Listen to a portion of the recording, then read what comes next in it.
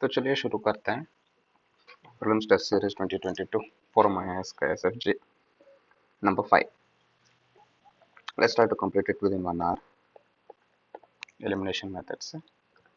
तो let's go to first question. Which of the following instruments or ways can be used by the parliament to keep an effective check on the executive? अब executive एक part है parliament में, और effective check में मतलब question hour, no confidence motion, उस type का. तो पार्लियामेंट्री प्रिविलेज, हाँ कुछ भी पार्लियामेंट में हो सकता है. क्वेश्चन आर, एडजर्नमेंट मोशन, हाँ अगर कुछ गलत कर रहे हैं तो पार्लियामेंट एग्जीक्यूटिव को निकाल भी सकता है. Financial approval, consolidated fund of India से या मनी बिल से कुछ ना कुछ तो पास होना है, तो एटलीस्ट हाफ तो आना, हाफ का मेजोरिटी आना ही चाहिए. तो यस, इट्स ऑल ऑप्शन 1 2 3 4. और एडजर्नमेंट मोशन जो है वो तो अर्जेंट पब्लिक इम्पोर्टेंस के लिए निकाला जाता है. और अगर यहाँ पे कोई फंड्स मिसयूज हो गए तो कैग तो बेटा ही है. तो चलो, आंसर तो इसका डी है. Let's go to the next question. Consider the following statements with respect to elections in India. Elections के बारे में पूछ रहा है. तो with respect to Lok Sabha general elections, the voter turnout was highest in 2019 elections in the India's history. This is actually correct. Voter turnout at मतलब पहले 2019 में it is around 67%, और 2014 में it was 65%. 2% इंक्रीज हो गया approx. तो first one is true. And coming on to the second one, the present Lok Sabha has the highest number of women MPs. This is true, but 30% of the total members is false. The present Lok Sabha has the highest number of women representatives is true. इधर तक सही है, लेकिन 30% नहीं है. This is just 14% या 14.39% अगर वैसा सोचा जाए तो. 14.39, 14.3 लगा लो. तो आंसर इज जस्ट ए. तो let's go to the third question. With reference to Parliament of India, which of the following parliamentary committees scrutinizes and reports to the House whether the power to make regulations, rules, sub-rules, bylaws, etc. conferred by the Constitution or delegated by the Parliament are being properly exercised by the executive within the scope of such delegation? This is nothing but subordinate delegation. Subordinate delegation मतलब अभी एक बड़ा सा law बनाना रहता है, और उस law मतलब एक लॉ बनाना रहता है. उस लॉ के नीचे अंदर अंदर भी छोटे छोटे लॉज, छोटे छोटे रूल्स वगैरह जो ब्यूरोक्रेट्स को दे जाते हैं ना, सब सबॉर्डिनेट मतलब डेलीगेट करते हैं पावर को, तो उसी को बोलते हैं सबॉर्डिनेट लेजिस्लेशन. और this actually this committee consist of 15 members and it was constituted in 1953. This is important to remember. तो चलो, that is with respect to Committee on Subordinate Legislation, power to make regulations, rules at confirmed by delegated by the Parliament. यहीं पे question में ही दिया है delegation बोल के, तो obviously. चलो, let's go to question number 4.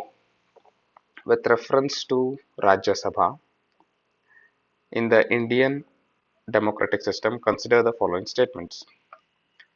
It exercises control over executive through no confidence motion. Rajya Sabha has no power with respect to no confidence motion. पहला वाला निकाल दो, बचे 2 और 2 3, मतलब दो तो सही ही है. और क्या है दो? It has the power to initiate a constitutional amendment is correct. It of course has the power to initiate a constitutional amendment. And third option, It alone can initiate the procedure for the removal of the vice president.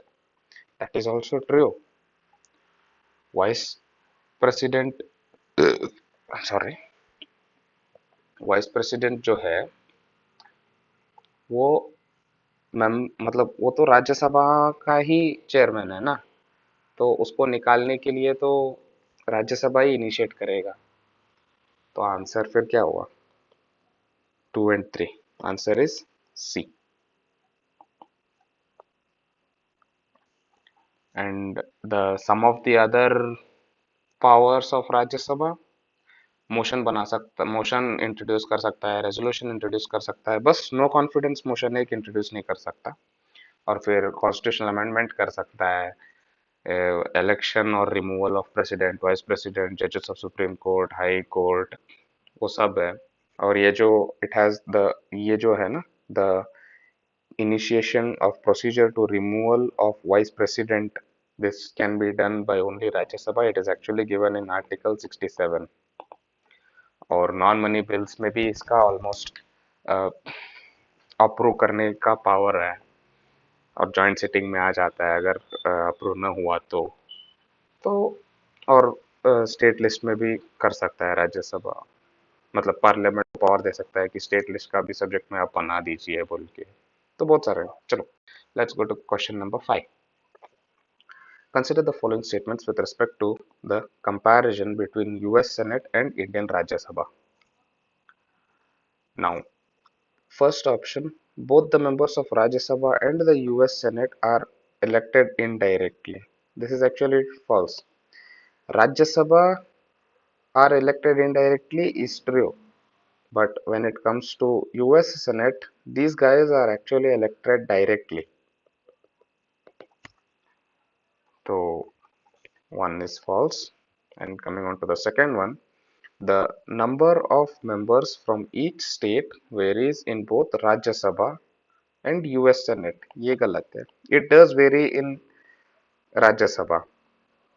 जैसे UP में बहुत ज़्यादा seats है और सिक्किम में सिर्फ एक seat है। मतलब यूपी में अराउंड 31 कुछ सीट्स है, इसमें सिर्फ 1 है। लेकिन यूएस सेनेट में वैसा नहीं है। यूएस सेनेट में एवरी स्टेट हैज 2। तो अगर वैसा देखा जाए तो फिर इसमें आंसर क्या बनेगा? Neither one nor two. Answer is D. चलो, coming on to the sixth question. Sixth question क्या पूछ रहा है? In India, which of the following review the independent regulators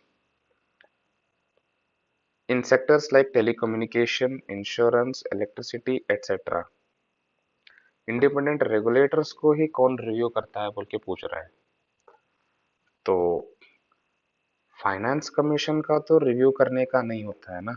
अगर वैसे इन ऑप्शंस में बस वैसे ही देखा जाए तो finance commission doesn't do the regulation. वो तो उसका तो जो काम है devolution of funds to the states, recommendation वगैरह, वो है ना। तो अगर 3 को निकाला जाए तो बचे हमारे ए और डी, और उसमें 2 सही है, parliamentary department related standing committees. और पहला वाल और तीस नीति आयोग का भी देख लो। नीति आयोग थोड़ी रिव्यू करता है, उसके लिए नहीं बना है नीति आयोग। तो 5 को भी निकाल दो। अगर 5 को भी निकाल दिया तो बचा हमारा 1 और 2।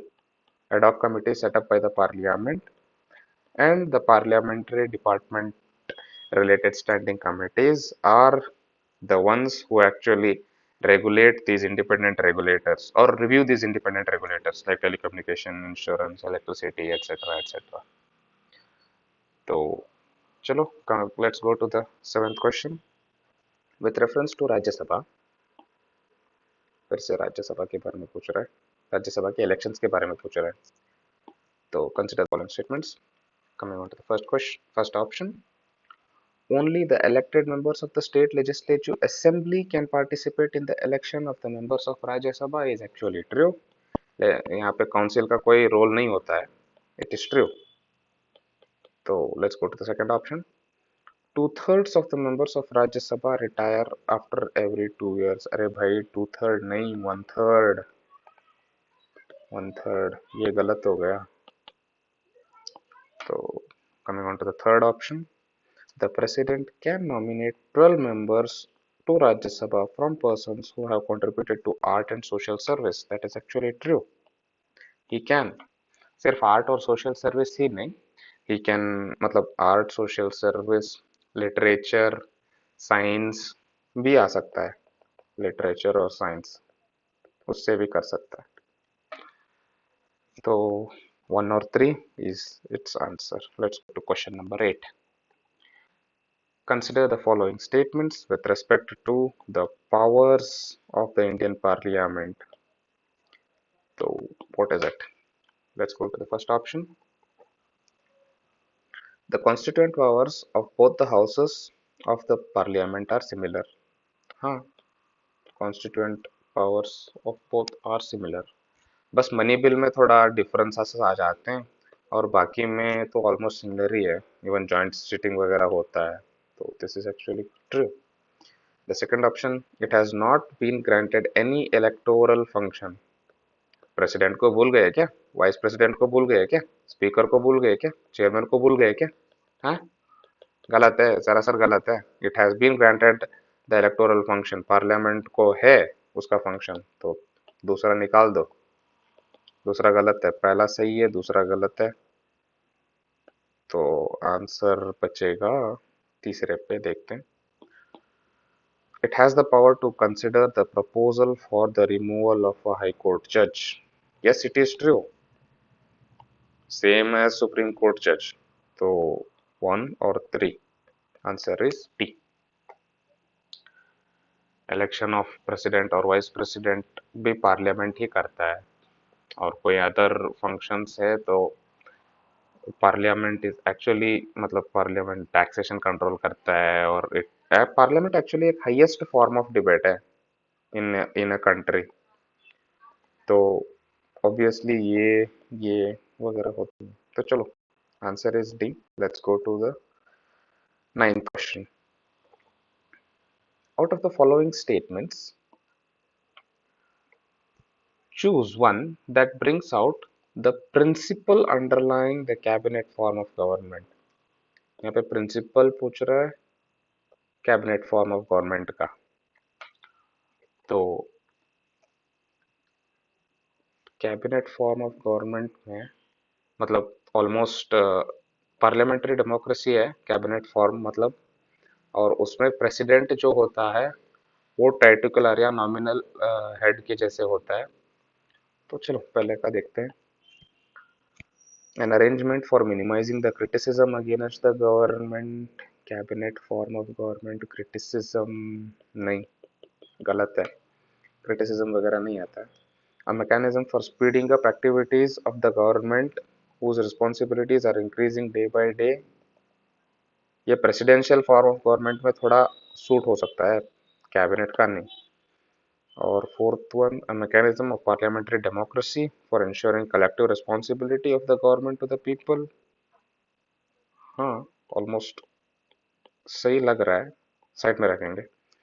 फोर्थ का देखेंगे, a device for strengthening the hands of the head of the government whose hold over the people is in the state of decline.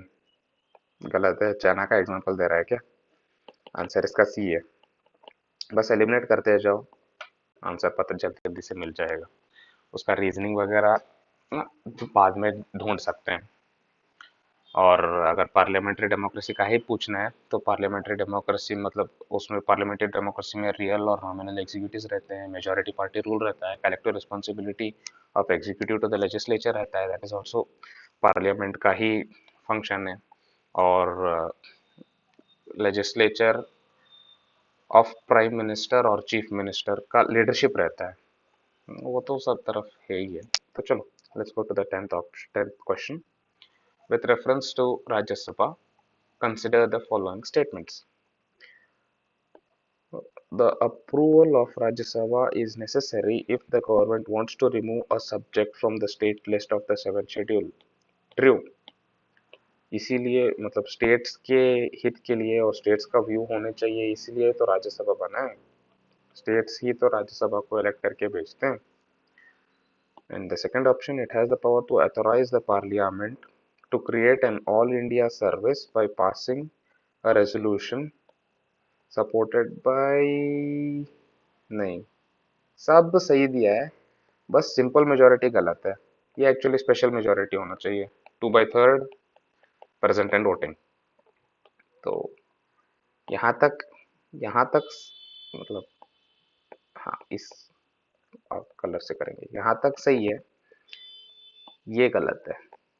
तो ऑप्शन इसका सिर्फ ए। और ये जो ऑल इंडिया सर्विस है, दिस इज इन आर्टिकल 312, याद रख लेना। तो let's go to question number 11। फिर से consider the following comparison between Rajya Sabha and state legislative council. तो let's see, both Rajya Sabha and Legislative Council reflect the federal element of polity.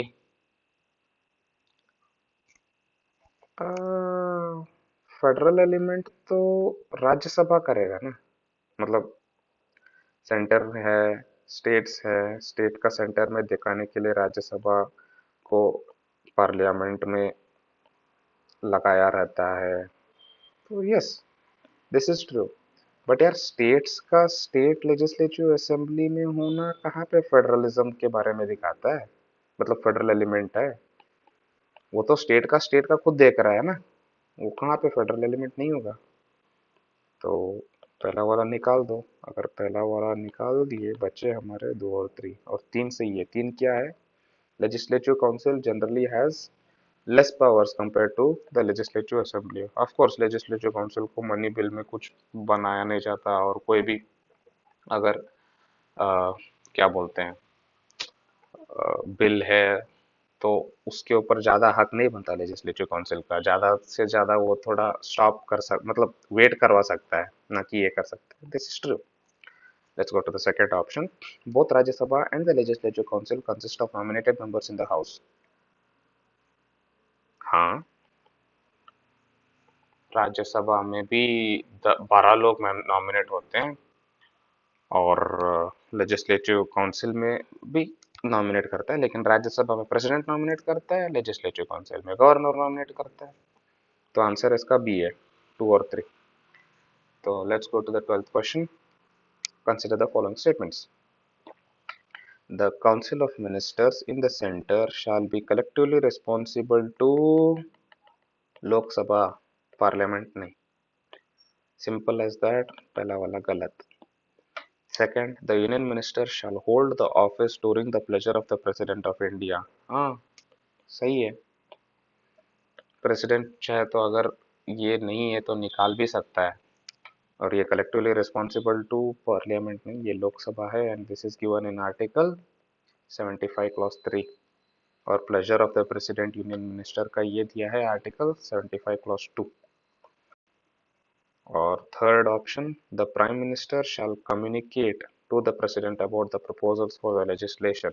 Of course अगर काम करना है तो प्रेसिडेंट से ही तो काम करवाएंगे, नॉमिनल हेड जो है, and this is given in article 78 clause A. तो इट इज जस्ट 2 और 3, 1 इज रॉन्ग। वो पार्लियामेंट नहीं, लोकसभा होना चाहिए। तो चलो, let's go to question number 13। With reference to the consultative committees, consider the following statements. A minister cannot become a chairman of a consultative committee। एक cannot जो है ना, बहुत ही नेगेटिव है। और एक्चुअली कंसल्टेटिव कमिटीज जो होते हैं, they are nothing but they are attached offices, मतलब वेरियस मिनिस्टर्स और वेरियस मिनिस्ट्रीज या डिपार्टमेंट्स के अटैच्ड ऑफिसेस है, अटैच्ड ऑफिसेस ऑफ मिनिस्ट्रीज या डिपार्टमेंट। और अगर इसमें देख लेंगे तो अगर मिनिस्टर चेयरमैन नहीं बनेगा तो किसको बनाएंगे आप लोग? सरासर गलत है यार। और अगर एक कोई निकाल दो तो बाकी का सब आंसर ही मिल जाएगा। What's the answer? It provides for a forum of informal discussion between ministers and the members of the parliament. हाँ सही है. These committees are constituted by Ministry of Parliamentary Affairs. Important है और सही भी है. These consultative committees are constituted by Ministry of Parliamentary Affairs. और ये सेशन चलते समय भी और सेशन के बीच में भी चलते रहते हैं ये कमिटीज. तो चलो let's go to the 14th. Consider the following statements with respect to the powers of Rajya Sabha in case of money bills and financial bill. A money bill cannot be introduced in Rajya Sabha is actually true, which is also given in Article 109. तो ये true है. 1 2 3 ये गलत है. और let's go to the second option. It can suggest changes to the provisions of the money bill. हाँ changes बोलने में क्या जाता है. हाँ जी बोलने में क्या जाता है. It can. वो लोकसभा चाहे तो अपना भी सकता है या ना भी अपना सकता है, उसकी मर्जी है. और तीसरा, राज्यसभा कैन रिजेक्ट और amend a financial bill other than money bill. This is true. ये जो है मतलब राज्यसभा जो है वो फाइनेंस मतलब मनी बिल को तो ठुकरा नहीं सकता, लेकिन फाइनेंशियल बिल को और रिजेक्ट भी कर सकता है, अमेंड भी कर सकता है. उसका मतलब फाइनेंशियल बिल में Rajya Sabha has almost equal powers with respect to Lok Sabha. याद रखना. तो let's go to question number 15. It talks about no confidence motion in India. Option 1, there is no mention of no confidence motion in the Constitution of India, which is actually true. कहीं पे no confidence वगैरह दिया नहीं है. This no confidence motion is actually given in rules and procedures of conduct of Lok Sabha. यहाँ पे दिया है और ये रूल नंबर 198 है जो नो कॉन्फिडेंस मोशन के बारे में बात करता है. कॉन्स्टिट्यूशन में नहीं दिया है. और second option, a motion of no confidence motion can be introduced in the Lok Sabha only. Of course वही तो एक वहीं वहीं से तो सब राजा राम सेंट्रल का राज्य अ, राम राज्य चलता है, वैसे समझ लेना. तो both C 1 and 2. Let's go to question number 16. With reference to the disqualification, grounds for disqualification of a member of parliament under the Representation of People Act 1951, consider the following statements. यहाँ पे ना ये एक बात याद रखना, जब भी डिस्क्वालिफिकेशन ऑफ एमपी का एक्ट दिया हुआ है, there are two things. MP can be disqualified, वो कॉन्स्टिट्यूशन में भी दिया है और रिप्रेजेंटेशन ऑफ पीपल एक्ट 1951 दोनों में दिया है. तो थोड़ा टफ क्वेश्चन बन जाता है कि कॉन्स्टिट्यूशन में दिया है या आरपीए में दिया है. तो पहले देखते हैं एलिमिनेशन मेथड पे. A person punished under the Protection of Civil Rights Act 1955 is permanently disqualified for being elected as an MP is actually wrong. कोई भी परमानेंट डिस्क्वालीफाई नहीं होता है, वही तो मतलब खामियां भी है हमारे इसमें. एट द मैक्स वो अगर आरपीए में हो गया है तो वो परमानेंटली नहीं, अराउंड 6 years तक डिस्क्वालिफिकेशन हो जाता है अगर अनटचेबिलिटी का कुछ काम किया है वैसे. तो मतलब मैक्सिमम 5 years का हो सकता है अगर वो कोई करप्शन वगैरह मतलब करप्शन से गया, मतलब करप्शन किया है बंदे ने और उसको सजा हुई है 2 साल से ज़्यादा, तो फिर वो 5 year तक डिस्क्वालीफाई हो जाएगा. अगर बंदे ने अनटचेबिलिटी के बारे में कुछ किया है तो फिर उसको सजा होगी और उस सजा होने के बाद उसको 6 years तक ही कैन नॉट बिकम और he can not contest to be a MP. And also अगर 2+ years में अगर उसका इम्प्रिजनमेंट हुआ है तो भी वो इलेक्शन नहीं लड़ सकता, लेकिन परमानेंटली नहीं. maximum 6 या 5 years, and all these three are given in RPA 1951. तो फर्स्ट वन इज जरा सर गलत है, तो अगर पहला वाला गलत हो गया तो हमको हमें बचे 2 और 3, तो 2 सही है. Let's see what 2 is. A person who has held an office under the government of India and has been dismissed for corruption is disqualified for being a MP. Of course, अगर करप्शन वगैरह किया है, अभी अभी तो देखा corruption वगैरह किए हैं तो वो ही इज डिस्क्वालिफाइड. चलो let's go to the third option. उसी पे तो पूरा आंसर डिपेंड होता है, सिर्फ 2 है या 2 and 3. तो third option is, if a person is an undischarged insolvent, then he is disqualified for being elected as an MP. ये जो स्टेटमेंट है ना, अनडिस्चार्ज्ड इंसॉल्वेंट, ये actually representation of people act में नहीं बल्कि कॉन्स्टिट्यूशन में ही दिया हुआ है कि अगर अनडिस्चार्ज्ड इंस्टॉलमेंट है या अनसाउंड माइंड है या कोई ऑफिस ऑफ प्रॉफिट है तो ये एमपी इलेक्शन कंटेस्ट ही नहीं कर सकता. तो तीसरा वाला गलत हो जाएगा. एक्चुअली रीजन सही है, लेकिन पूछा है आरपीए में, ना कि कॉन्स्टिट्यूशन में. तो बचा सिर्फ C, answer 2. Let's go to question number 17. With reference to the provisions related to the member of parliament, consider the following.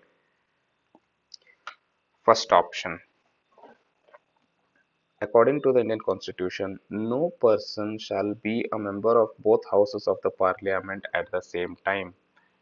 This is actually true, also given in Article 190 of the Indian Constitution. कोई लोकसभा में और राज्यसभा में दोनों में नहीं बन सकता. यार काम इतना सारा रहता है क्या, दोनों उतना सारा कैसे करोगे, एक का करो काफी है.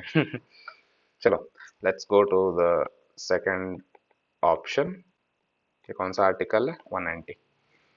सेकंड ऑप्शन क्या है, any MP can resign from the parliament. हाँ, रिजाइन कर सकता है अगर इंटरेस्ट नहीं है तो, लड़े क्यों लेकिन. चलो, by addressing his resignation to president को क्यों, स्पीकर को करो, लो चेयरमैन को करो, लोकसभा के तो स्पीकर को करो, चेयरमैन राज्यसभा के थे तो चेयरमैन को करो, खामोखा प्रेसिडेंट के पास क्यों जाते हो. गलत है दूसरा. और अगर दूसरा गलत है तो, और पहला सही है, तीसरा और चौथा देखेंगे. What's the third option. If an MP remains absent continuously for 60 days without permission, he is liable to be disqualified is actually true. 60 days, he actually has to take the permission from speaker or chairman, वरना he will be disqualified. और ये जो 60 days है, इस 60 days में house अगर prorogue या adjourn हो गया है 4 दिन से ज्यादा, मतलब मोर देन 4 consecutive days में, यहाँ पे अगर हाउस चल नहीं रहा है, यहाँ पे सोचो कि यहाँ पे लोकसभा चल रहा था और 4 दिन तक एडजर्न या प्रोरोगेट हो गया, 4 दिन के बाद फिर से लोकसभा चल रहा है, तो ये 4 दिन जो है ये कंसिडर नहीं करा जाएगा. ये 60 डेज में ये जो दिन और जब तक लोकसभा चल रहा है उसका 60 डेज कंसिडर करा जाएगा, ना कि कंटिन्यूस 4 दिन से ज्यादा या 4 दिन से ज्यादा का अगर कोई सेशन नहीं हुआ है तो ये कंसिडर नहीं करा जाएगा 60 डेज में. ओके, ये थोड़ा इम्पोर्टेंट है. तो एक्चुअली आंसर फिर बचा क्या, 1 और 3. 4 कैसे गलत है देखते हैं. Salaries and allowances of MPs are provided in the second schedule of the Indian Constitution. नहीं, second schedule of the Indian constitution में जजेस ऑफ सुप्रीम कोर्ट उन लोगों का आता है. Actually salaries of MPs are provided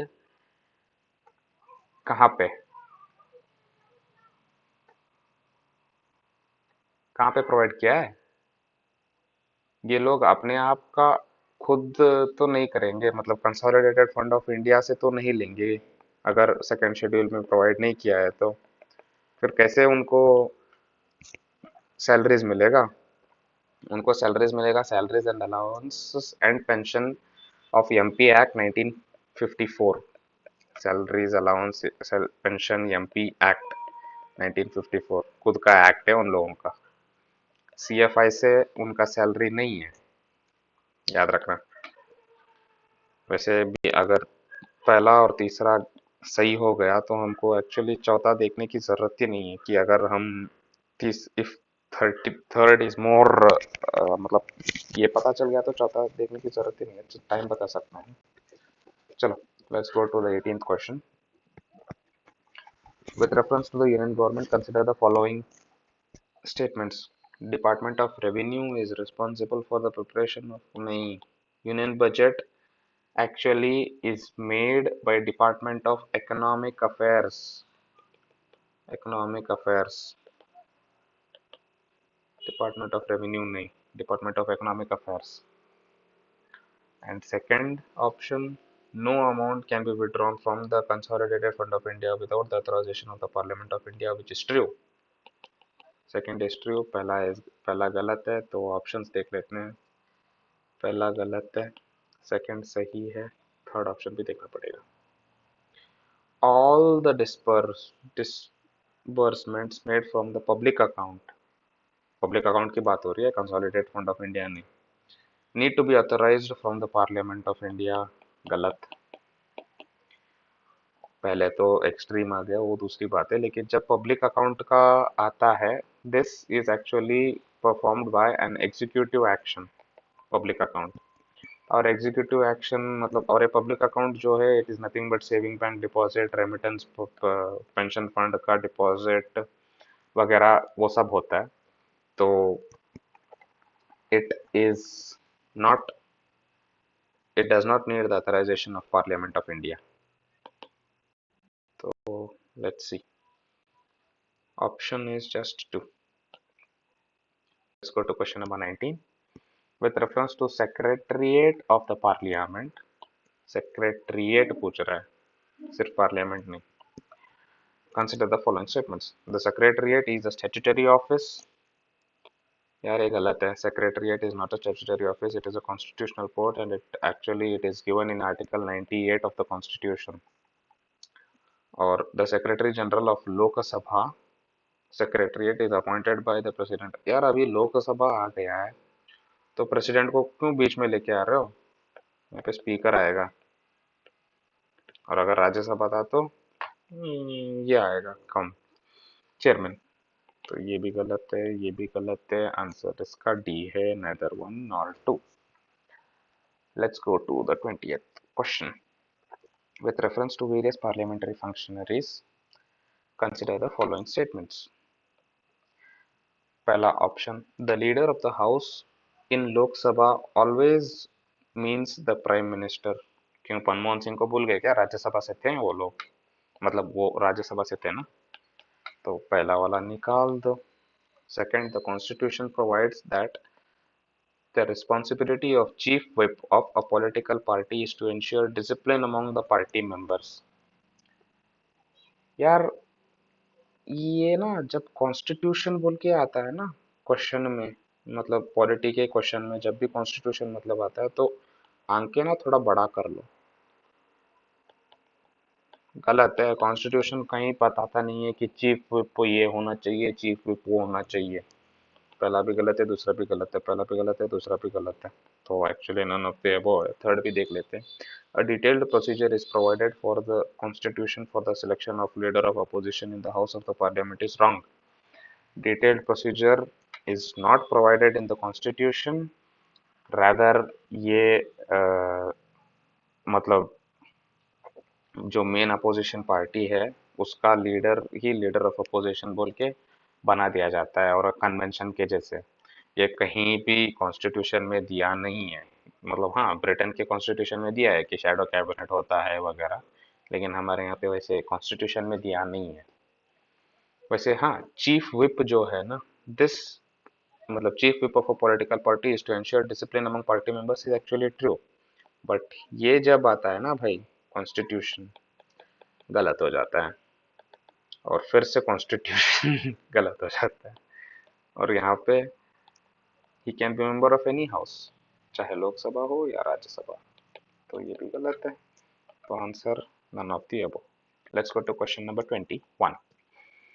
the parliament of India acquires the power to legislate on any item in the state list in the national interest। हाँ जी, ये तो आर्टिकल 249 के 249 बता रहा है indirectly, article 249 to resolution of that effect is passed by। ये राज्यसभा पास होना चाहिए, लोकसभा नहीं, लोकसभा नहीं, राज्यसभा पास होना चाहिए, सिंपल नहीं स्पेशल मेजोरिटी से। सिंपल स्ट्रेट फॉरवर्ड, कोई ज्यादा डिस्कशन करने की जरूरत नहीं। तो let's go question number 22। With reference to which of the following constitutional provisions ensure the independence and impartiality of Speaker of Lok Sabha? तो पहला कॉन्स्टिट्यूशनल प्रोविजन देखना है, कोई ऐसे वैसे रूल वगैरह नहीं, और स्पीकर ऑफ लोकसभा का इंडिपेंडेंस के ऊपर दर्जा ज्यादा देखना है। तो let's C. When a member of a house is elected as a speaker, he has the right to resign from the membership of his party। Of course speaker जब elect होते हैं तो वो अपना पार्टी का रेजिग्नेशन दे देते हैं, लेकिन एंटी डिफेक्शन प्रोसीडिंग वो अट्रैक्ट नहीं करते जब ऐसा करते हैं स्पीकर। तो obviously this is true. Or the motion for removal of a speaker can only be considered and discussed when it has the support of at least 50 members is also true, and that 50 members should also be from Lok Sabha। दिया नहीं है लेकिन 50 members है, तो this is true, this is true। Let's see the third one. Salaries and allowances of the Speaker of Lok Sabha are charged on the Consolidated Fund of India। This is true। Member of Parliament के salaries वगैरह नहीं देते हैं वहाँ पे। अभी देख लोगों ने, मेंबर ऑफ पार्लियामेंट का अगर कोई है तो सेपरेट एक्ट है उनके लिए 1954 का, सैलरीज पेंशन एक्ट और एमपी 1954। लेकिन और speaker consolidated fund of India से बिग बास्केट समझ लो। तो this is also true, this is true, this is true. 1 2 3 1 2 3 4 का भी देखेंगे। The powers of the speaker in maintaining order in the house are not subject to the jurisdiction of any court। This is true। Speaker जो भी करे उसके house में, वो किसी भी कोर्ट में नहीं दे सकते। मतलब स्पीकर का जो भी, मतलब जो भी करेगा, चाहे स्पीकर किसी को डिस्क्वालीफाई करे, वो जो भी करे, उसका जो प्रोसीजर है जुडिशियरी क्वेश्चन नहीं कर सकता। एज जैसे कि सिमिलरली जुडिशियरी में जो भी है उसका प्रोसीजर पार्लियामेंट क्वेश्चन नहीं कर सकता। ये भी इनडायरेक्टली ये क्वेश्चन नहीं कर सकता। गैप होता है ना बीच में, सेपरेशन ऑफ पावर्स के जैसे समझ लो। तो all are correct. Option D is the correct answer. Let's go to question number 23। वैसे उसके पहले स्पीकर के बारे में और थोड़ा जान लेना है। स्पीकर का जो ये है, मतलब speaker can always like impartial है, लेकिन he has the power of casting vote. मतलब अगर लोकसभा में कोई वोटिंग चल रहा है और लिटरली आधा आधा वोटिंग आ गया, तो स्पीकर कहाँ पे भी, चाहे तो यहाँ पे चाहे तो यहाँ पे कास्टिंग वोट डाल सकता है, not in the first instance. और दूसरा, स्पीकर का जो पोजीशन है ऑर्डर ऑफ प्रेसिडेंस का, it is very high. Literally speaker जो है he is placed in the 7th preference almost, with respect to CJI का जो ऑर्डर ऑफ प्रेसिडेंस है ना। पहला पहला ऑर्डर ऑफ प्रेसिडेंट तो प्रेसिडेंट आता है, वैसे 1 2 3 डेप्यूटी प्राइम मिनिस्टर, मतलब prime minister deputy prime minister जैसे आते रहते हैं। तो 7th नंबर पे ना स्पीकर आते हैं, और स्पीकर और चीफ जस्टिस ऑफ इंडिया का दर्जा ऑलमोस्ट सेम ही है। चलो let's go to question number 23। तो पूछ रहा है कि which of one of the following is not amongst the features of Westminster form of government. एक याद रखना, वेस्टमिनिस्टर जब भी आएगा ना, ये जो वेस्टमिनिस्टर फॉर्म बोल के बोलते हैं, this is nothing but parliamentary. Parliamentary form of government और पार्लियामेंट्री फॉर्म ऑफ गवर्नमेंट और नॉट बोल के पूछ रहा है, तो let's see. It is based on the accountability of legislature to the executive. उल्टा दिया है, एग्जीक्यूटिव लेजिस्लेचर को अकाउंटेबल होता है, ना कि लेजिस्लेचर एग्जीक्यूटिव को। ये गलत है। अगर ये गलत है तो पूछा है नॉट, तो आंसर तो यही होगा। Let's see the other options also. All the ministers operate on the principle of secrecy of procedure is actually true. Not पूछा है तो गलत होता है। Council of Ministers is collectively responsible to the Parliament in general. Council of Ministers is collectively responsible to actually लोक सभा, लेकिन general बोल के पूछा है ना, generic statement to parliament in general can be considered. Political homogeneity in the council of ministers, of course कहीं दूसरे दूसरे पॉलिटी के वगैरह आके काउंसिल ऑफ मिनिस्टर्स को आ गए तो डिसीजन कौन करेंगे, गलत हो जाएगा। तो ये भी सही है, मतलब सही सही सही, लेकिन गलत है क्योंकि नॉट पूछा है और ये गलत है, तो सही है। तो let's C question number 24। So question number 24 क्या पूछता है? इन द इलेक्शन फॉर लोक सभा और the state assembly the winning candidate must get at least 50%, नहीं, विनिंग कैंडिडेट बस हायर देन द रेस्ट, मतलब सेकंड हाईएस्ट जो है उससे बस हाईएस्ट होना चाहिए विनिंग कैंडिडेट को, ना कि अगर एक इसमें 33% एक लाया है और एक 30% लाया है और एक 30% लाया है, तो 33% विल बी द विनर, ना कि 50%। तो पहला वाला गलत हो जाएगा। Second option, according to the provisions laid down in the constitution of India in Lok Sabha the speaker's post goes to the majority of the party and deputy speaker opposition. फिर से according to the provisions laid down in the constitution, constitution में ऐसे कहीं दिया नहीं है कि speaker का पोस्ट मेजॉरिटी को ही जाना है, डेप्यूटी स्पीकर का अपोजिशन को ही जाना है, ये कॉन्स्टिट्यूशन में नहीं दिया है। ये बस कन्वेंशन है, बस कन्वेंशन है, कॉन्स्टिट्यूशन में नहीं है। ये 50 गलत है, गलत है, इसका आंसर तो डी है, neither one nor two. Let's go to question number 25. Which of the following are correct reasons due to which president is considered as an integral part of the parliament? हाँ, parliament मतलब parliament, what is parliament? Lok Sabha, Rajya Sabha और president, अगर तीनों को मिला है तो parliament आता है। तो प्रेसिडेंट को क्यों पार्लियामेंट का पार्ट माना जाता है, अभी पता चल जाएगा। A bill passed by both the houses of the parliament cannot become a law without the president's assent. Of course, it is true. President इसलिए तो important है। He summons and prorogues both the houses and dissolves the Lok Sabha. This is also true. Importance of president पूछ रहा है indirectly. Or he addresses the parliament at the commencement of the first session after each general election and first session of each year, which is also true. तो simple answers है 1 2 3 1 2 3 option as C. Let's go to question number 26. वैसे president का एक बात है कि Britain में ना जो प्रेसिडेंट को, उसको क्राउन इन पार्लियामेंट बोलते हैं।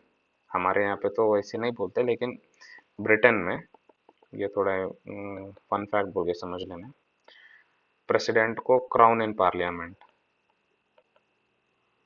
वो बुड्ढी है ना एलिजाबेथ भाई रानी, हाँ अभी उसको रेस्पेक्ट मतलब उतना ही नहीं देना चाहिए, बहुत लूटा है हमको। चलो let's go to question number 26. Consider the following statements with reference to presidential and parliamentary form of the government. बस डिफरेंस पूछ रहा है इनडायरेक्टली। तो first option, in parliamentary government president can dissolve the lower house, मतलब parliamentary मतलब हमारा India समझ लेना, president can dissolve the lower house where it is not in the case of presidential government is actually true. जब ये आता है ना, ये आता है यूएस समझ लेना, ये आता है इंडिया समझ लेना, और ऑप्शंस पढ़ते जाना, पता चल जाएगा। फिर से प्रेसिडेंशियल मतलब यूएस के बारे में पूछ रहा है। President is the de jure executive whereas in parliamentary system India president is the de facto. उल्टा दिया है एक्चुअली, उसके पहले ना इसका मीनिंग समझ लेना है। D jury de facto, D jury मतलब नॉमिनल या टाइटुकुलर, टाइट्यूलर और डी फैक्टो रियल। प्रेसिडेंशियल जहाँ जहाँ की यूएसए में जो होते हैं, मतलब प्रेसिडेंट ट्रम्प वगैरह, he is the real executive. और parliamentary, Ramnath Kovind is the nominal, de jure. Ramnath Kovind is de jure और Joe Biden is the real, हालांकि प्रेसिडेंट के जिसे एक्ट भी नहीं करते वो दूसरा बात है। तो अगर दूसरा निकाल दिए तो आंसर हमें बचेगा 1 और 3। Let's see the third option. Unlike parliamentary form of government, मतलब unlike Indian form of government, the cabinet in presidential form of government is only an advisory body. That is true. Also, this cabinet is also sometimes called as a kitchen cabinet, presidential form में।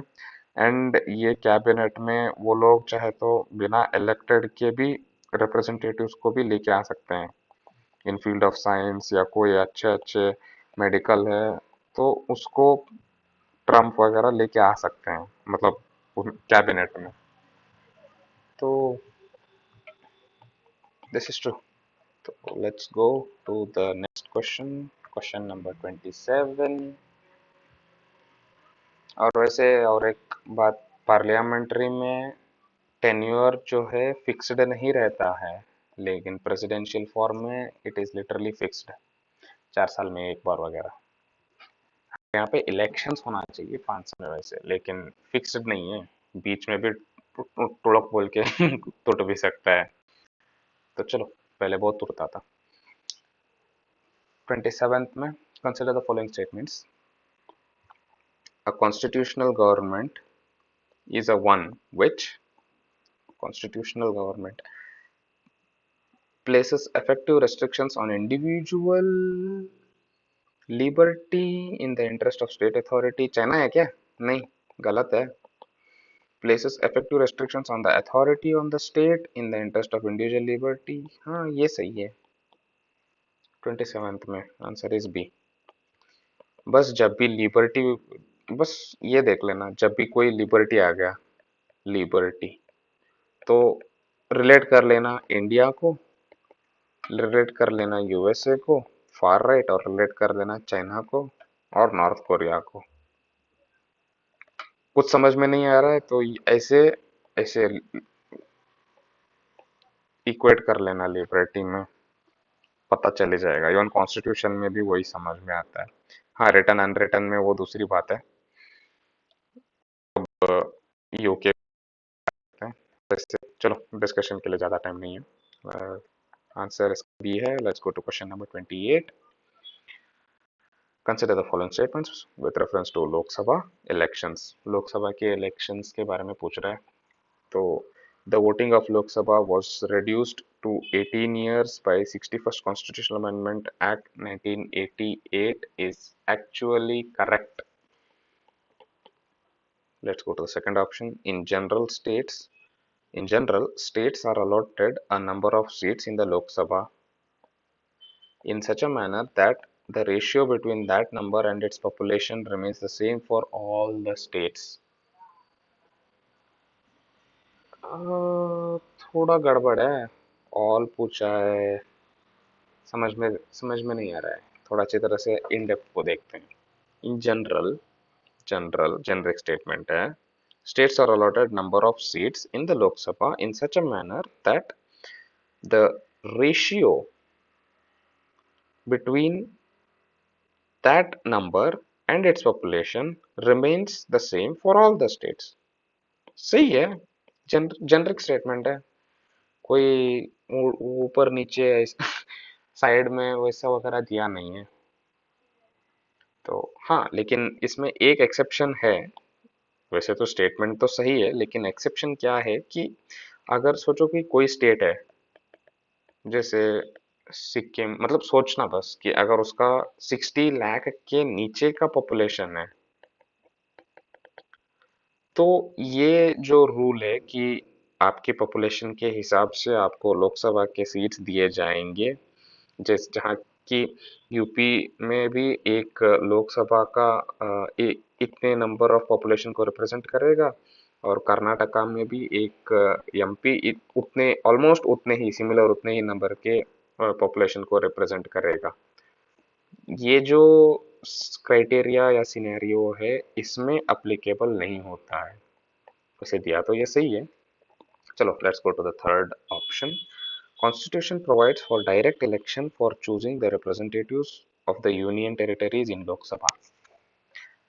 Direct election, हाँ, for choosing the representatives, हाँ, कुछ गलत नहीं है, तीनों के तीनों generic. Let's go to question number 29. Consider the following statements with reference to the concept of proportional representation and territorial representation. Proportional representation मतलब प्रेसिडेंट को याद कर लेना, मतलब सिमिलरली टेरिटोरियल रिप्रेजेंटेशन मतलब पर्टिकुलर टेरिटरी का लोकसभा इलेक्शन याद कर लेना, जिस जहाँ पे first past the post system होता है। तो let's C, unlike first option unlike territorial representation, मतलब ये नहीं, इसमें पूछ रहा है all sections of the people get representation in proportional representation. This is actually true, पहला वाला सही है। प्रोपोर्शनल रिप्रेजेंटेशन में सभी को पूछते हैं। Second option proportional representation system is more likely to promote minority thinking and group interest. This is also actually true. Minority का भी तो ऑलमोस्ट वोट्स कंसिडर हो जाते हैं ना इसमें, मतलब अगर कोई किसी मतलब 50% से कम आ रहा है किसी का तो सेकंड वोट वगैरह कंसिडर करने लगते हैं ना उस वहां पे। तो this is also true. Let's go to the third one, both proportional and territorial, both पूछ रहा है तो okay, both provides for the scope of by elections. नहीं, यहाँ पे बाई इलेक्शन हो सकता है, मतलब अगर कोई पार्टी भी मेजोरिटी नहीं हो रहा है, मतलब दोनों का इक्वल आ गया या मेजोरिटी नहीं ले रहा है तो बाई इलेक्शंस वगैरह हो सकता है। यहाँ पे तो ऑप्शंस दिया रहता है ना कि अगर ये नहीं है तो second option, third option, fourth option, fifth option सभी को वोट कर दो। अगर ये कैंडिडेट के 50% नहीं आ रहे तो उसका नेक्स्ट देखा जाएगा। तो यहाँ पे तो मतलब प्रोपोर्शनल रिप्रेजेंटेशन में बाई इलेक्शन का स्कोप नहीं है। तीन गलत है, सिर्फ 1 2 आंसर। चलो let's go to question number 30। With reference to parliament in India, consider the following statements. A private member's bill is a bill represented by a member of parliament who is not elected but only nominated. Private member bill बस वो है जो minister नहीं है, बस उतना ही, simple as that. Usually वो opposition के पार्टी से होते हैं, लेकिन नॉर्मल स्टेट्स में, मतलब नॉर्मल सर्कमस्टेंसेस में he is not a minister, that's all. पहला वाला गलत है। दूसरा, recently a private members bill has been passed in the parliament for the first time in history is also wrong. Last time 1968 में pass हुआ था, और वो भी enlargement of criminal appellate jurisdiction bill 1968 which was a private bill. तो दोनों गलत है। एक सेकेंड, तो आंसर इसका neither one nor two. Let's go to question number 31.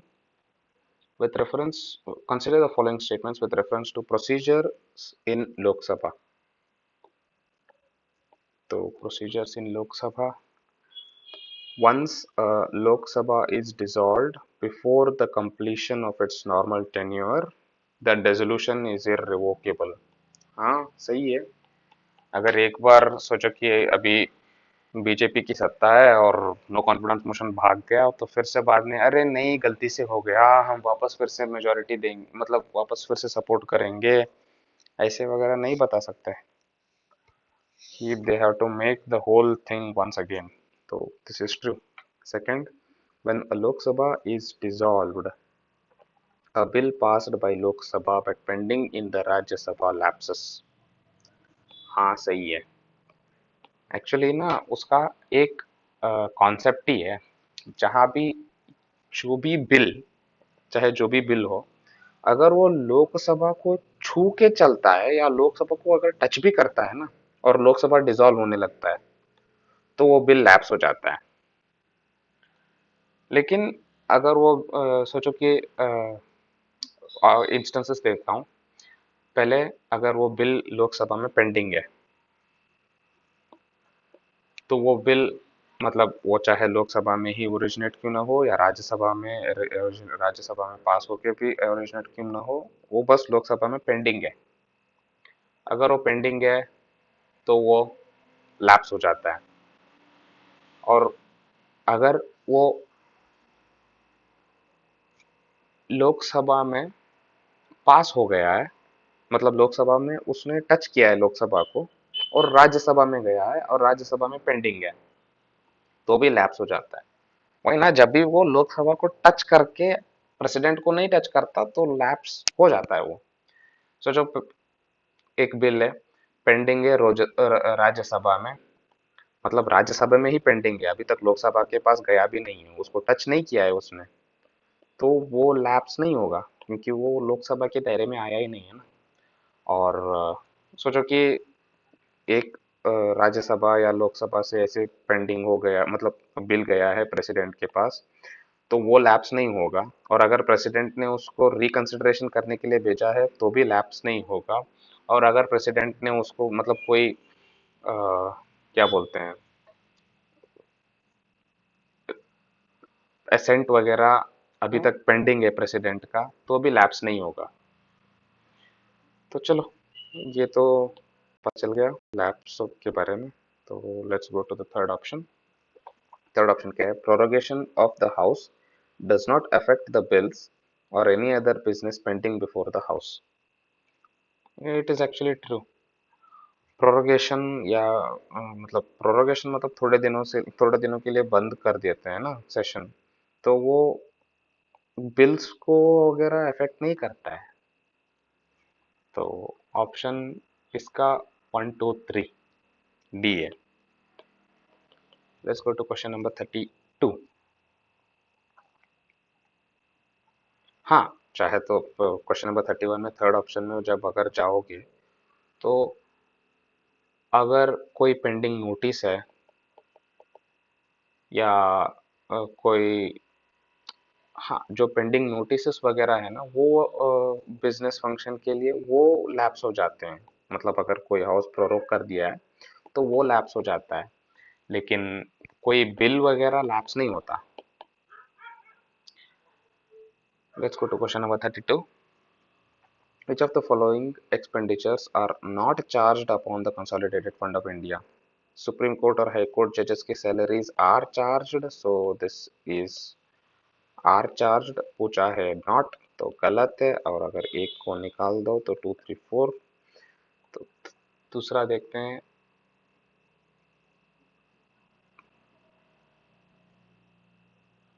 Debt charges of the government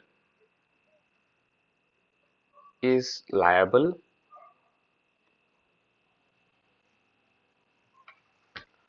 The debt charges for which the government is liable is charged on the Consolidated Fund of India। हाँ, ये है।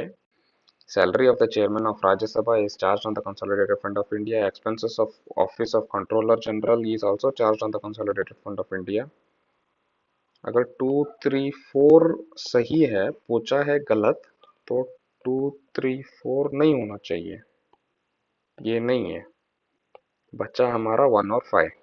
Expenses of Office of Election Commission of India is not charged upon the Consolidated Fund of India, rather it is charged by the Parliament, मतलब parliament से निकालते हैं उसको। तो ये गलत है, CFI से नहीं निकाला जाता, पूछा है नॉट, तो 5 इज द करेक्ट ऑप्शन, पहला वाला।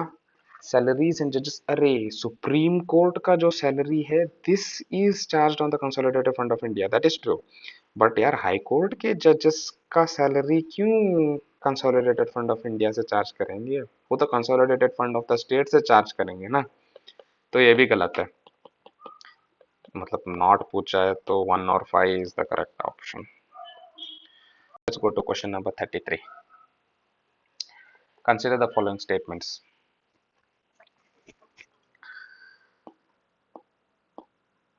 In the first Lok Sabha, the single largest party of opposition was the स्वतंत्र पार्टी, नहीं स्वतंत्र नहीं, वो कम्युनिस्ट आइडियोलॉजी का था ना, CPI, communist party of India. That was the single largest party of opposition. For the first time, the general elections were held in 1951-52. And then the second one, second option, पहला वाला गलत है, पहला वाला गलत है. Okay. Second option, in Lok Sabha, the leader of opposition was recognized for the first time in 1969. That is actually true. Indira Gandhi के time पे मतलब वहाँ पे दो पार्टी बन गए थे, इंदिरा गांधी इंडियन नेशनल कांग्रेस और इंडियन नेशनल कांग्रेस, मतलब आईएनसीओ और आईएनसी रिक्विजनिस्ट्स का. तो उस टाइम पे राम सुभा सिंह जो थे उसको लीडर ऑफ अपोजिशन वगैरह माने थे. तो चलो, ये सही है, ये गलत है, दो सही है, एक गलत है, बच्चे BC. थर्ड ऑप्शन देखते हैं. In Lok Sabha if a party does not have a minimum number of 75 members its leader can not be recognised as the leader of opposition. Actually Lok Sabha में ना एटलीस्ट 10% ऑफ द वोट्स चाहिए leader of opposition को. 10% मतलब अगर 545 को 10% निकाले तो 55 बनेगा. 75 गलत है, तो बचेगा सिर्फ option B. Question number 34. Consider the following statements with reference to Contingency Fund of India. Consolidated nahi, contingency. Now, Contingency Fund of India has been established under Article 267 Clause 1 of the Indian Constitution. Sahi hai. It is established, and it also contingency in matlab Parliament to establish a Contingency Fund of India into which amounts determined by law are paid from time to time is what says Article 261 Clause 1.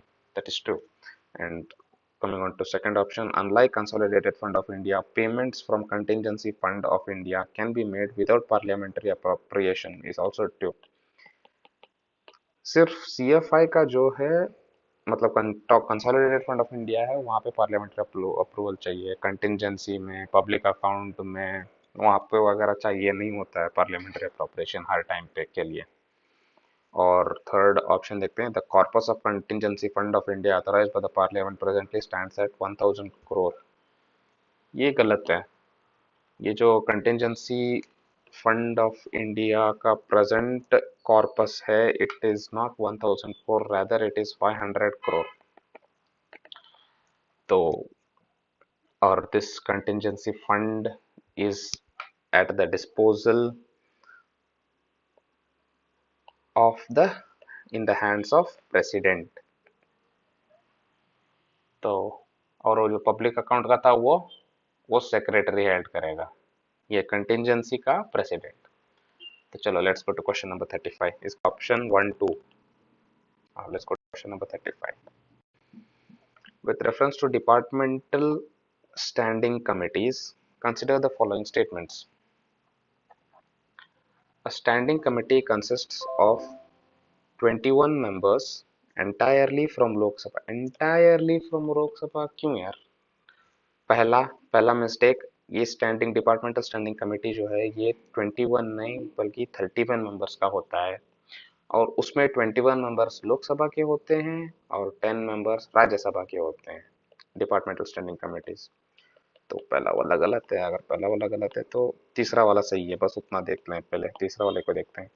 The committees cannot consider the matters of day-to-day administration of the concerned ministries. That is true. वो concerned ministries of matters of day-to-day के लिए पीछे question देते हैं ना. कौन सा question था वो? कौन सा क्वेश्चन था यार? नहीं, हाँ, कंसल्टेटिव कमिटीज जो रहते हैं attached offices ministries day to day functions करने के लिए.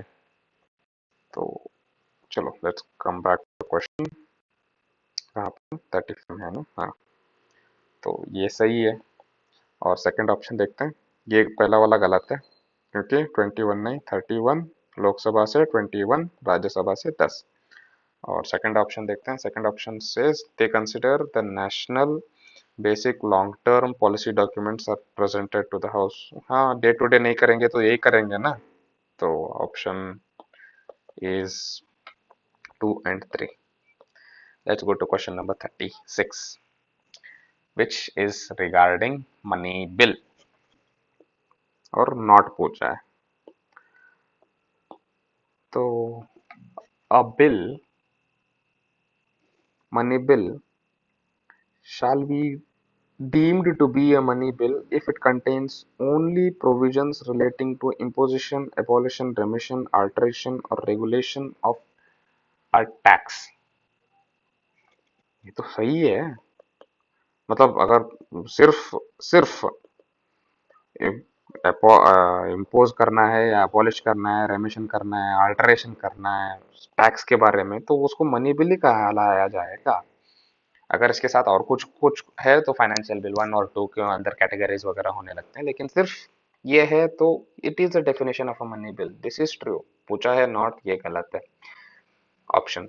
So let's go to the second option. A money bill has provision for the custody of Consolidated Fund of India or the Contingency Fund of India is also true. Consolidated Fund of India, parliament का approval. Contingency fund of India president के पास रहता है.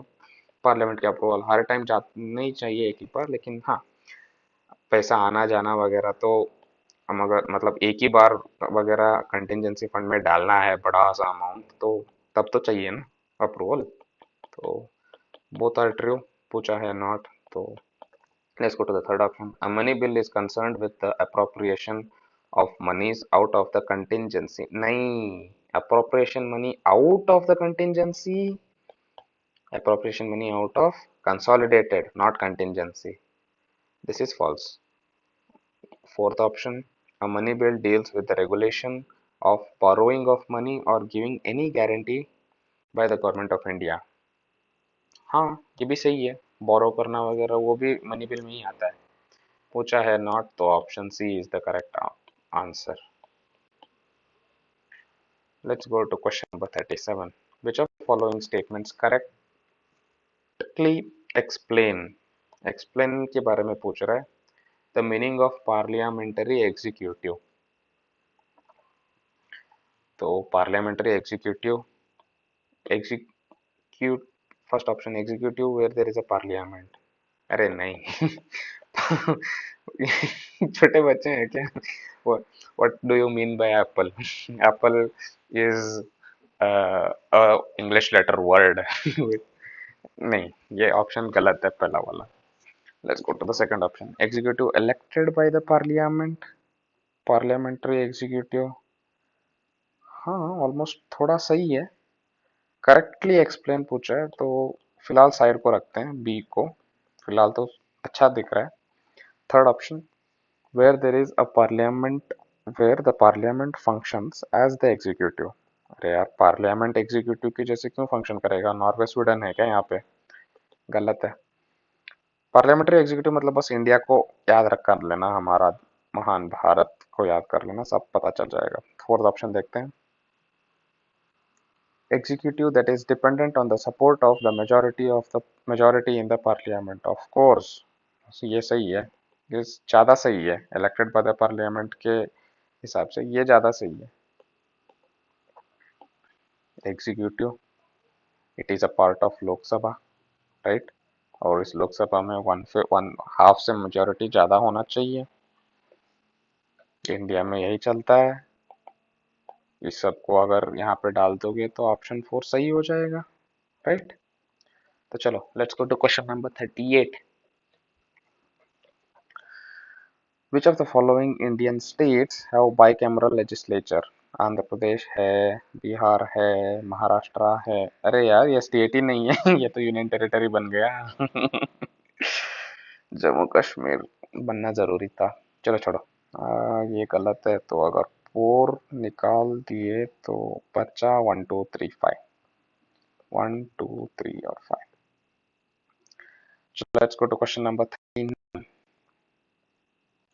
वैसे ये निकाले कब जम्मू कश्मीर को? कोई बताएगा?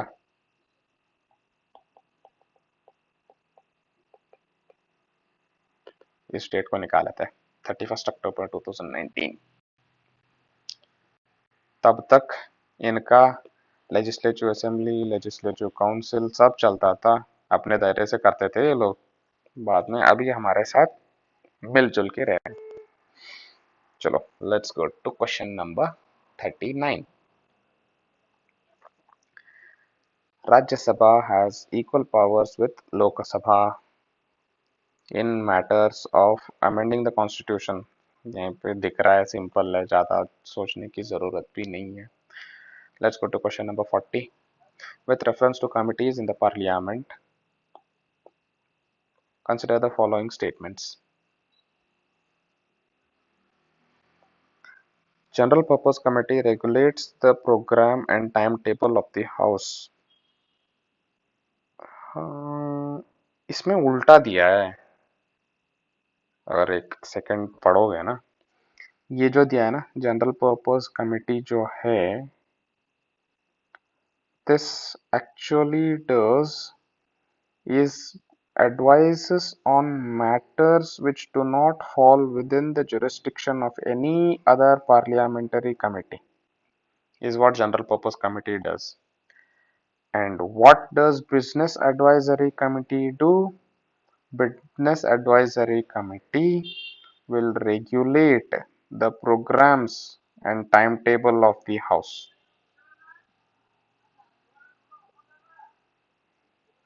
तो एक और तीन उल्टा उल्टा दे दिया है, तो एक और तीन दोनों को निकाल दो, बचा दो। दो क्या है? Rules committee considers the matters of procedure and conduct of business in the house. हाँ, ये कमेटी के बारे में हर टाइम क्वेश्चंस आते हैं, तो थोड़ा देख लेना। जनरल पर्पस कमेटी जो है वो जनरल पर्पस के बारे में बताता है कि जो पर्पस है उसमें अपने दायरे में काम करो। और बिजनेस एडवाइजरी कमेटी जो बोलता है कि टाइम टेबल बता के देता है इनडायरेक्टली हाउस में, वो बिजनेस एडवाइजरी कमेटी। चलो let's go to question number 41। With reference to the following statements, consider the following statements with reference to the budget. First option, the budget document also contains the ways and means to raise the revenue। The budget document also contains the ways and means to raise the revenue। हाँ, of course tax बनाना है, या ये budget को annual financial statement बोलते हैं, लेकिन हाँ, this is true। The term budget is not mentioned in the constitution, that is also true। 112 article 112 जो है वो मतलब एनुअल फाइनेंशियल स्टेटमेंट के बारे में बोलता है, न कि budget. This is true. And parliament can reduce, abolish और इंक्रीज अ टैक्स। नहीं, पार्लियामेंट डायरेक्टली ऐसे टैक्स को कम नहीं कर सकता अपने हिसाब से। तो ये गलत है, तो 1 और 2 सही है। तो ऑप्शन क्या हुआ? 1 और 2, ऑप्शन ए।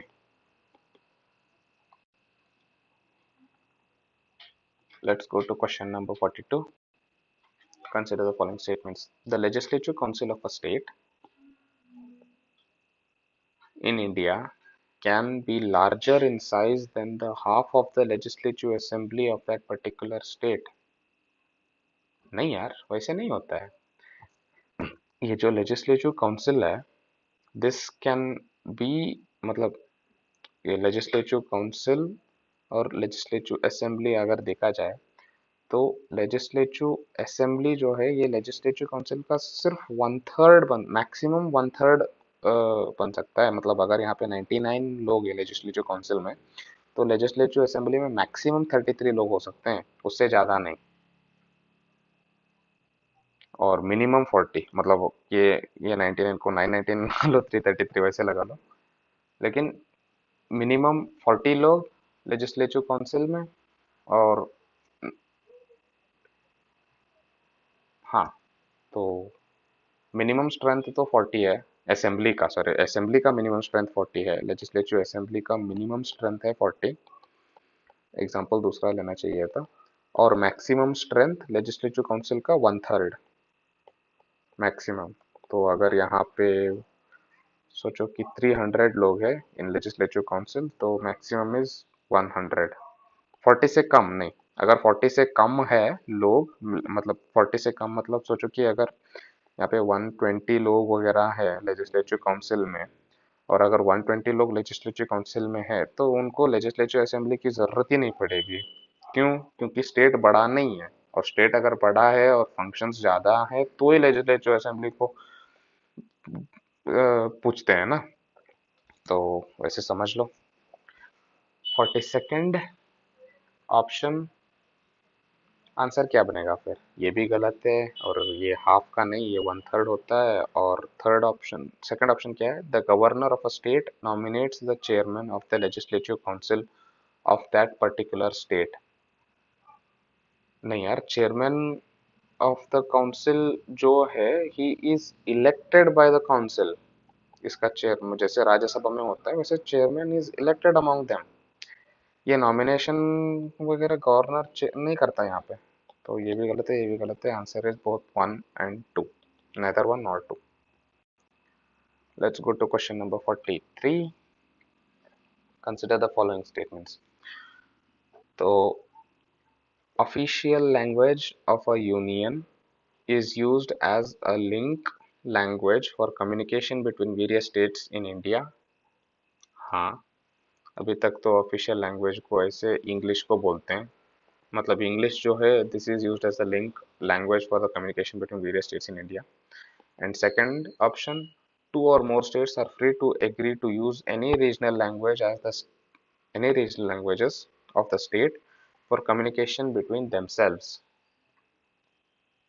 ये थोड़ा गलत है, क्योंकि टू और मोर स्टेट्स मतलब जो दो स्टेट है, ये अगर इंग्लिश नहीं मतलब हिंदी यूज कर सकते हैं, ना कि कोई दूसरे रीजनल लैंग्वेजेस।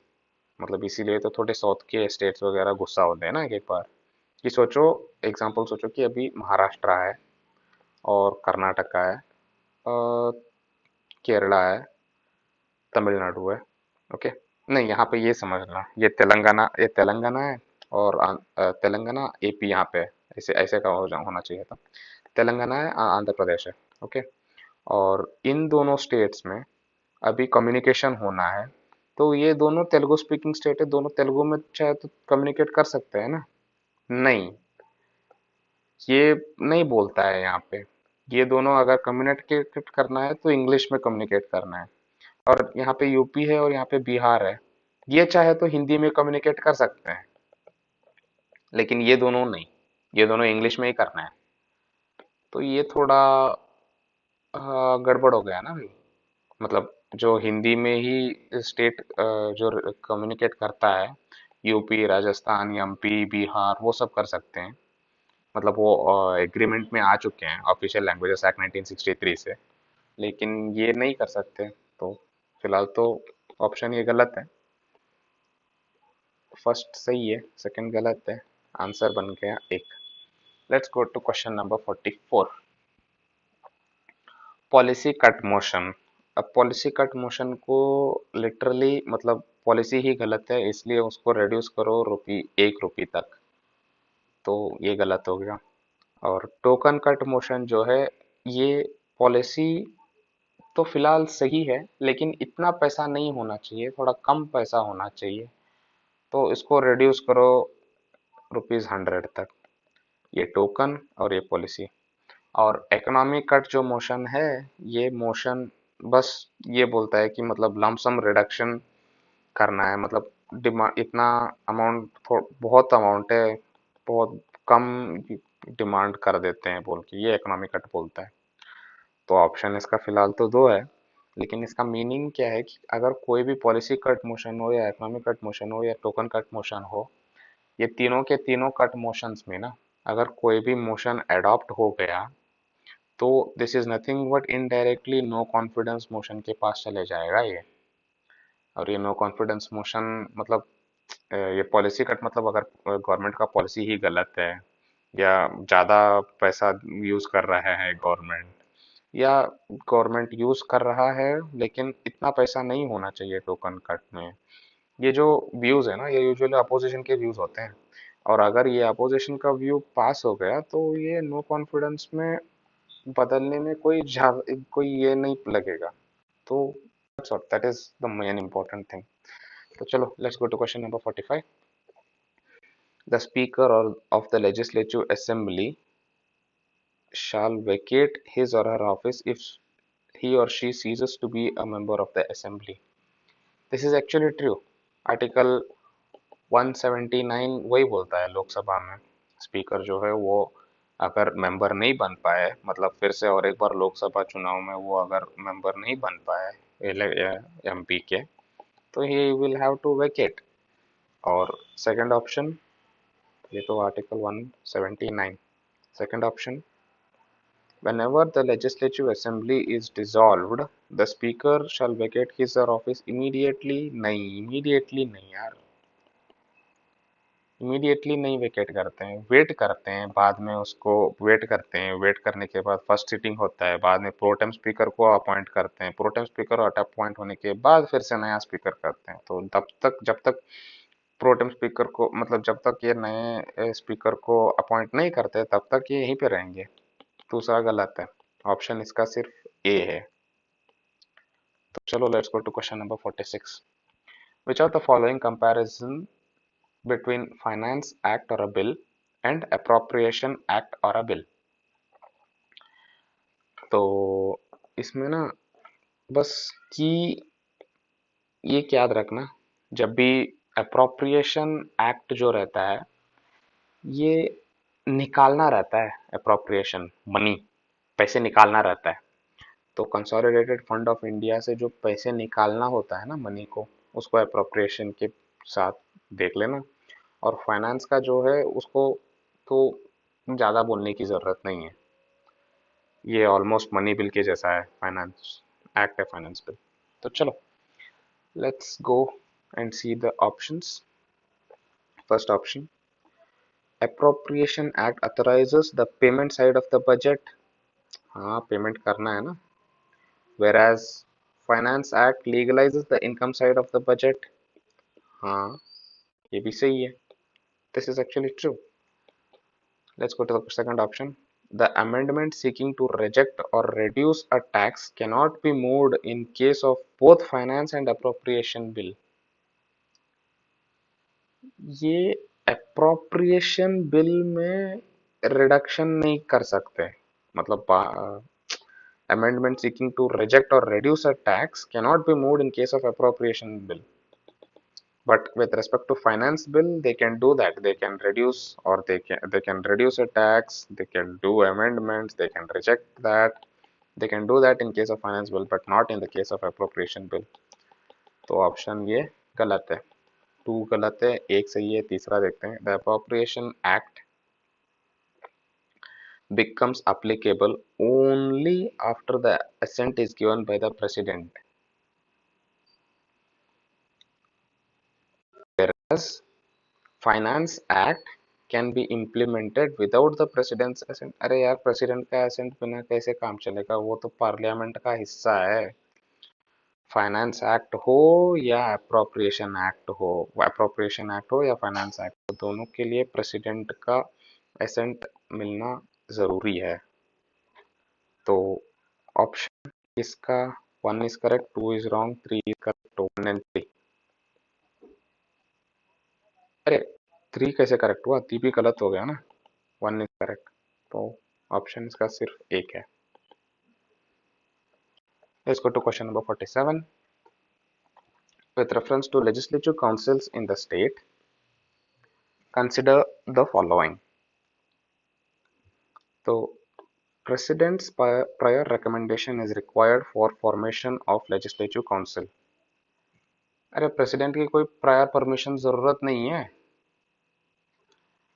पार्लियामेंट जब चाहे निकाल सकता है या बना सकता है। तो प्रेसिडेंट की कोई ज़रूरत नहीं है, पहला वाला निकाल दो। और अगर पहला वाला निकाल दिए तो डायरेक्ट आंसर आ जाएगा 2 और 3। The legislative council is a permanent body and is not subject to dissolution. This is true, similar to the case.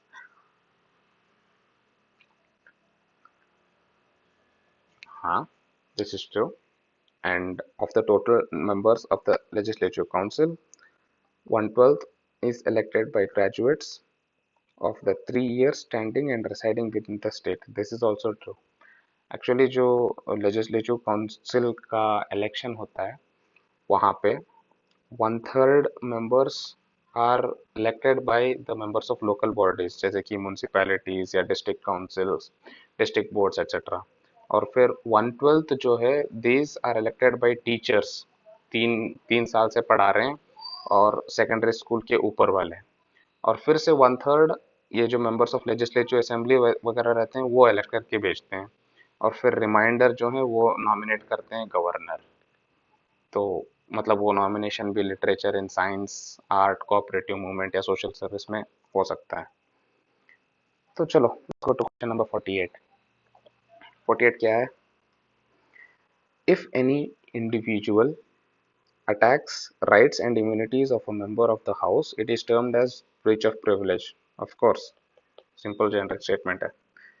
और second option, any act which has a tendency to produce results against the dignity of the house is treated as contempt of the house.